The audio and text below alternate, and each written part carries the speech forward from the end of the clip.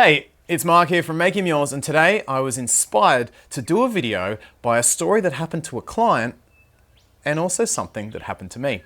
I'm going to show you one sign of true confidence in a woman. Stay tuned.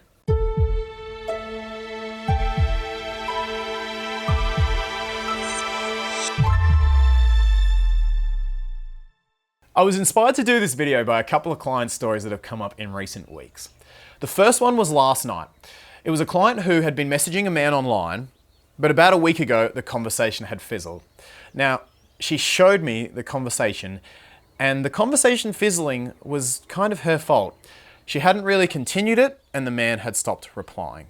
Now, in this case, she really liked the guy.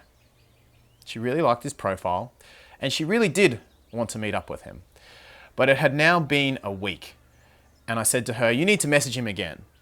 And she said, "No, I don't want to. I don't want to risk that rejection." And she was very hesitant.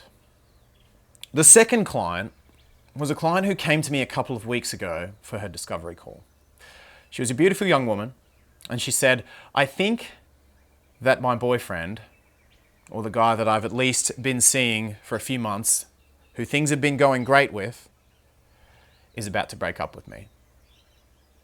He's taken space for the last week or so, and now he's called me saying he wants to meet up and that we need to chat." She said, "I'm pretty sure, my intuition is telling me that he's going to end things. How do I handle this conversation?" She said, "Here's what I think I should do.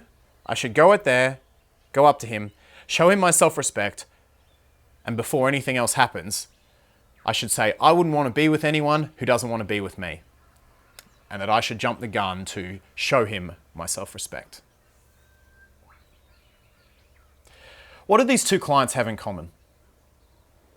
You'll notice that the one thing that was the same between both of them, even though the situations were very different, was that they were both trying to avoid rejection. It's a pattern of our society. We're all in the business of trying to avoid being rejected, avoid being hurt, of avoiding putting ourselves out there. None of us want to be the more vulnerable one anymore. We all say, "Well, I don't want to be the one that gets hurt. I need to put up the shield first." The problem is that when you put up shields, people's instincts are to put up shields back with you. What it really is, rather than self-respect, is self-preservation. And because we're all so scared of getting rejected, we don't risk vulnerability and risk forming a connection that leads to love. So the first client, I told her no. Send him a message. Send him a message that says, "Hey, I actually loved your profile. I'd love to hear more of your stories. This is my number. Give me a call." For the second client, I said no. Don't jump the gun. Don't go in there and tell him, "I wouldn't want to be with someone who doesn't want to be with me." That will come through in your actions. Instead, let yourself get rejected. Show that you're sad. There's no shame in that. There's no shame in being vulnerable. Put yourself out there to be rejected. And if it happens, then you have the self-respect to walk away. But we're not jumping to putting up our shield. We're not jumping to defending ourselves. The mark of true confidence, the mark of a truly confident woman, is the fact that she's the one who's okay being rejected. She's not jumping to defend herself. She knows that she wants to form a deep, intimate, and loving connection, and she's brave enough to be the one that shows interest first, to risk that, to risk love. I applied this concept in my own life just a few nights ago. Now, I haven't spent a lot of time myself in the dating relationships realm for the past 12 months or so. I've been very focused on the business.